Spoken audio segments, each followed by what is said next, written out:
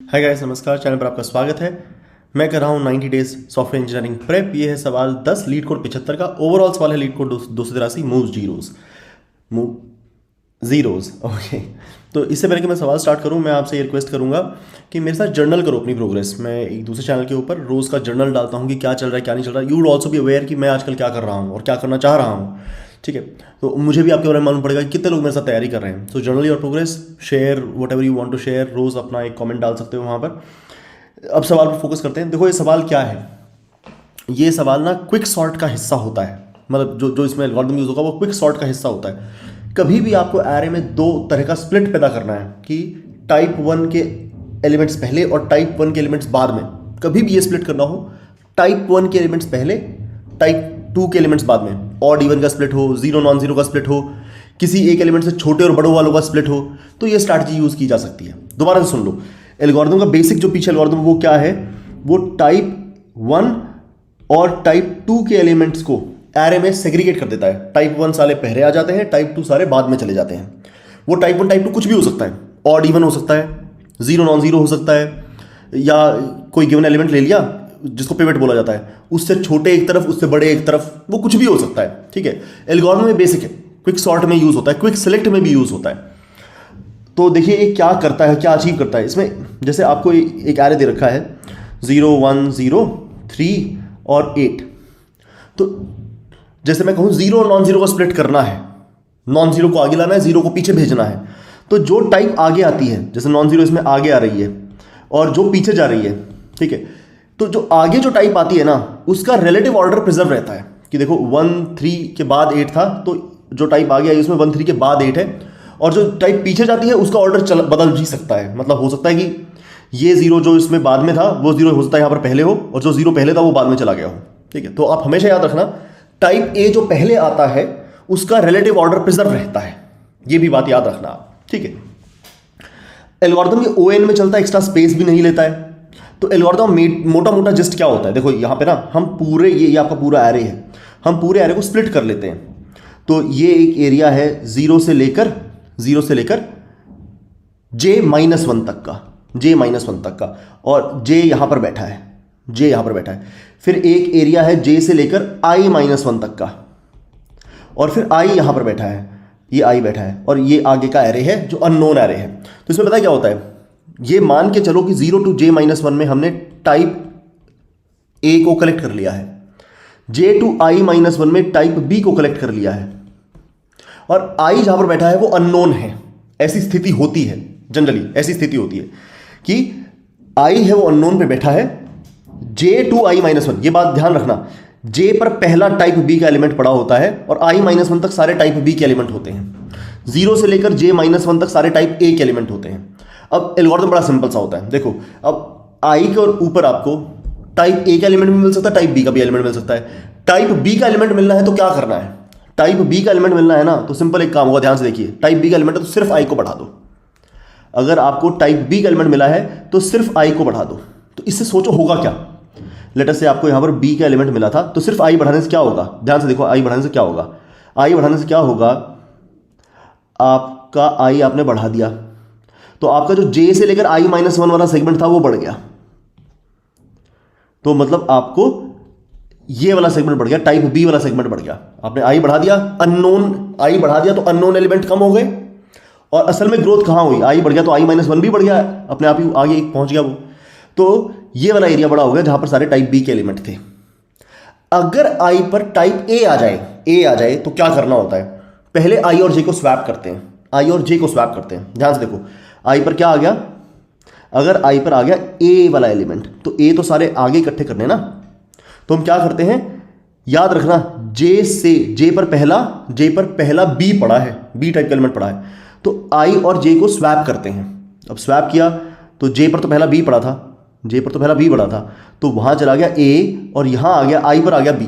अब आई और जे दोनों को बढ़ा देते हैं। इससे असर क्या होगा, आई और जे दोनों को बढ़ाने से क्या होगा, अननोन तो कम हो गए, और ध्यान से देखो तो टाइप ए वाले का एरिया बढ़ गया, जे भी बढ़ा है ना, तो 0 to j-1 बढ़ गया आपका। ठीक है, और जो टाइप बी वाला एलिमेंट था वो उतना ही रहे, पर आगे सरक गया वो एरिया। हो सकता है ये बात समझ में ना आई हो, अब एग्जांपल के साथ समझाऊंगा। दोबारा से मेरी बात आप ध्यान से सुनिएगा, समझ में आएगी, बड़ा सिंपल होता है। फिर से रिवाइज करता हूं ताकि आपको समझ में आ सके। ये है आपका पूरा एरे, मैं इसमें ये एलिमेंट्स ड्रॉ कर देता हूं, और टाइप ए टाइप बी की बजाय मैं सिर्फ ए और बी बोलूंगा। मुझे सारे ए इकट्ठे करने हैं, सारे बी आगे भेजने हैं, ठीक है।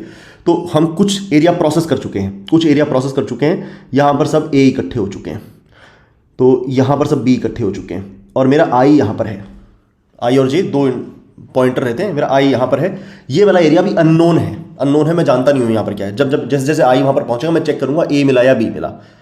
तो अब इस स्थिति के अंदर अगर ये मेरे एज हैं, ये मेरे बीज हैं, इस स्थिति के अंदर मैं आपको बताऊं मेरा आई और जे कहां बैठे होंगे। आई बैठा है पहले अननोन के ऊपर, जे बैठा है पहले बी के ऊपर, पहले बी के ऊपर जे बैठा है। ये वाला एरिया कहलाता है 0 to j-1, ये ए का एरिया है। बी का एरिया क्या होता है, j to i-1, I unknown पर बैठा है। तो अब देखो ध्यान से, मेरे को हमेशा ये मेंटेन करके चलना है। क्या मेंटेन करके चलना है कि 0 to j-1 में एज होने चाहिए, ये मेंटेन करके चलना है। j to i-1 में बीज होने चाहिए। अब आई को आप डिटेक्ट कर रहे हो, आई को चेक करो, यहां पर क्या मिला, दो ही बातें हो सकती है, या तो ए मिलेगा या बी मिलेगा। अब बी मिलेगा तो देखो क्या करेंगे, अगर बी मिला तो क्या करेंगे, बी मिला तो सिर्फ पता क्या करना आपको, आई प्लस प्लस। अब इसको समझो, इससे क्या हुआ, आई प्लस प्लस किया तो क्या हुआ, आपको यहां पर बी मिल गया था, आपने आई प्लस प्लस कर दिया, तो देखो इससे क्या हुआ, इससे आपका अननोन तो हो गया कम। आपको बी मिला था यहां पर, तो बी मिला था, आपने आई प्लस प्लस कर दिया, तो आई यहां से आपका मिट के आई चला गया इधर, आई चला गया इधर। अब सोच के देखो आपका J to i-1 वाला एरिया बड़ा हो गया कि नहीं हो गया, हाँ जी इतना हो गया। तो आपके बीज वाला एरिया बड़ा हो गया, आपका अननोन वाला एरिया कम हो गया। पहले अननोन 4 एलिमेंट थे, अननोन 3 एलिमेंट है। और एज वाले एरिया को फर्क ही नहीं पड़ा, पढ़ना ही नहीं चाहिए था, क्योंकि ए थोड़े मिला है, बी मिला है। तो बी मिलने में सिर्फ आई प्लस प्लस करना है। लेकिन अगर अब आपको यहां पर ए मिल जाए, ए मिल जाए तो पता क्या होता है, पहले स्वैप होगा आई और जे, और फिर दोनों ही बढ़ेंगे। इसका इफेक्ट समझो क्या होगा, पहले स्वैप हुआ ए और कौन स्वैप हुआ, आई और जे वाले एलिमेंट स्वैप हुए। जे पर बी होता है, जे पहले बी पे होता है, 0 to j-1 ए होते हैं, जे टू i-1 ए बी होते हैं, बी होते हैं, ठीक है।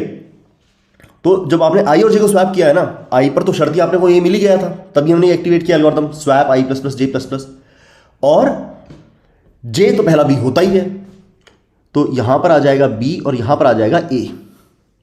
अब इसके बाद आपने आई प्लस प्लस और जे प्लस प्लस दोनों कर दिए, उसको समझो उससे क्या होगा, आई प्लस प्लस और जे प्लस प्लस से क्या होगा, आई पहुंच गया यहां पर, जे प्लस प्लस कर दिया, जे पहुंच गया यहां पर, ठीक है। इसका ओवरऑल इंपैक्ट पता है क्या है, आपका आई प्लस प्लस का मतलब अननोन एलिमेंट कम हो गए, विच इज ट्रू। अब 2 ही अननोन एलिमेंट हैं, पहले 3 थे। जो आपने आई प्लस प्लस, जो आपने जे प्लस प्लस किया, वो क्यों किया, क्योंकि जे पहले बी पे रहता है और स्वैप करने की वजह से वहां पर ए आ गया है।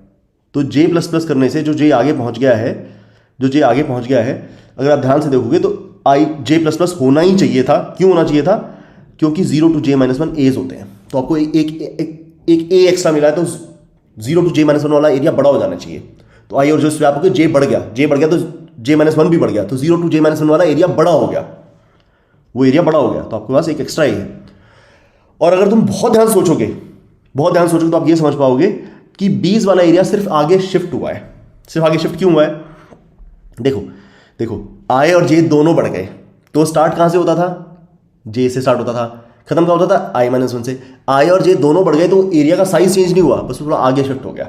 वो एक आगे से शुरू होगा और एक आगे खत्म होगा, and which is actually okay. तो हमने ये वाला बी इधर भेज दिया और ये वाला ए इधर भेज दिया, तो ए वाला एरिया तो ग्रो हो गया, और बी वाला एरिया क्योंकि यहां से तो खत्म हो गया और आगे एक्स्ट्रा हो गया, तो पीछे से एक कम हो गया, आगे बढ़ गया। तो बीज वाला एरिया खिसक गया, ए वाला एरिया ग्रो कर गया, और अनसर्टेनिटी कम हो गई। अनसर्टेनिटी वाला एरिया मतलब आई से एंड तक का कम हो गया, ठीक है। तो ये किसी भी तरह की स्प्लिट के लिए इस्तेमाल किया जा सकता है।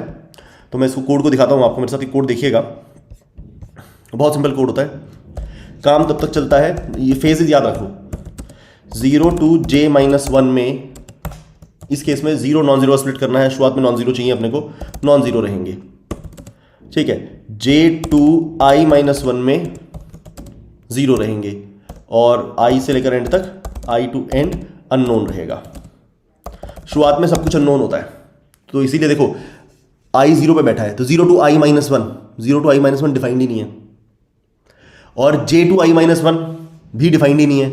शुरुआत में सब कुछ अननोन है ना, क्योंकि i ही 0 पे बैठा है, तो i से लेकर एंड तक अननोन होता है, तो सब कुछ अननोन है शुरुआत में।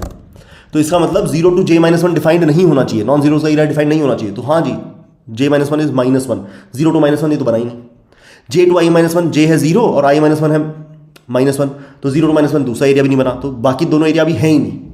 और i to end वही सारा एरिया है। तो अब मैं क्या चेक करूंगा, मैं हर बार देखूंगा नम्स ऑफ i पर क्या मिला मुझको, 0 मिला या नॉन जीरो मिला। तो अगर मुझे 0 मिलेगा तो जीरोस बाद में आ रहे हैं, तो सिंपल i++ हो जाएगा। अगर मुझे नॉन जीरो मिलेगा तो पहले स्वैप होगा, स्वैप इक्वल टू, मुझे स्वैप करना है अपने को, temp equal to nums of i में डालो नम्स ऑफ j और नम्स ऑफ j में डालो टेम्प, और दोनों को बढ़ा दो i++ j++।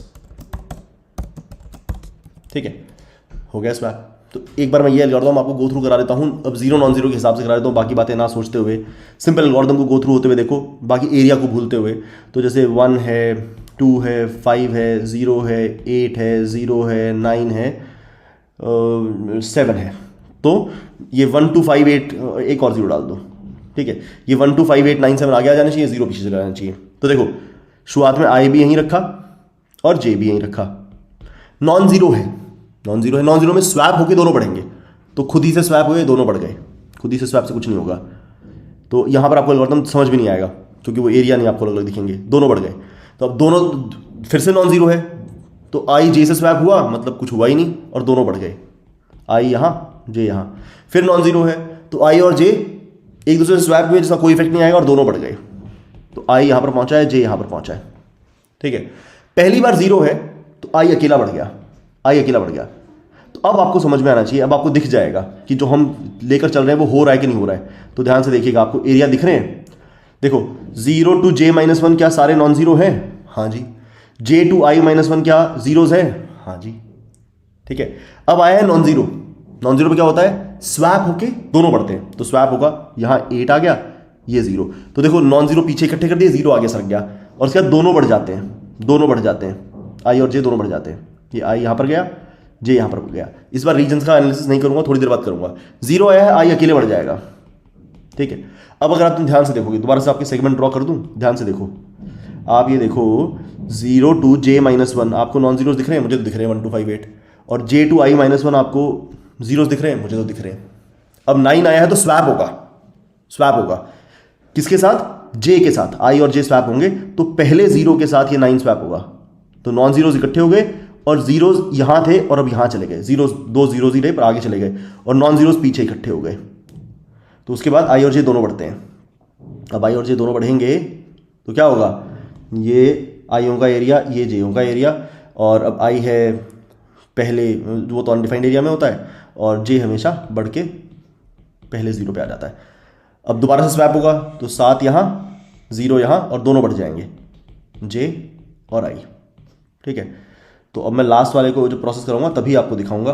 अब इसको 0 मिला है तो अकेला i बढ़ जाएगा, तो जो भी था हमारा, आई थिंक यहाँ 7 था, हाँ, तो j यहाँ बैठा था, j यहाँ बैठा था। अब i एंड में पहुँच गया, गेम खत्म हो चुकी है।